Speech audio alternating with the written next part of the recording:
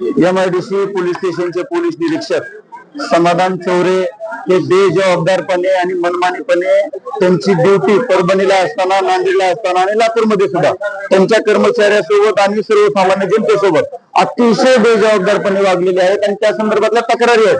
त्याच्यामुळं समाधान चौरे यांना निलंबित करण्यात यावं या मागणीसाठी आम्ही आज पत्रकार परिषद या ठिकाणी घेतलेली आहे। त्यांनी एका परभणीमध्ये असताना एका गरोदर महिलेला पोटात म्हणजे कस्टडीमध्ये असताना तिला पोटात लाद घालून त्या महिलेचा गर्भपात झाला होता या संदर्भात तक्रार आहे। त्याच्यानंतर परभणीमध्येच 2 पोलीस कर्मचारी, महिला कर्मचारी त्यांचा छळ केला, त्यांना त्रास दिला म्हणून विशाखा समितीकडे त्यांची चौकशी चालू आहे। त्याच्यानंतर परभणीमध्येच एका व्यापाऱ्याकडून त्याचे संध्याकाळी दुकान का उघडं ठेवलंच म्हणून त्याचे 35,000 रुपये आणि त्याचा मोबाईल काढून घेतला या संदर्भात तक्रार आहे।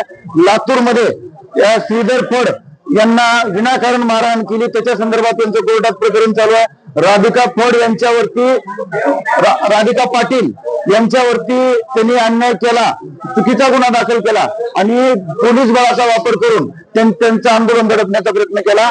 त्याच्यानंतर ते नारायण वगैरे यांच्यावरती विनाकारण खोटा गुन्हा दाखल केला।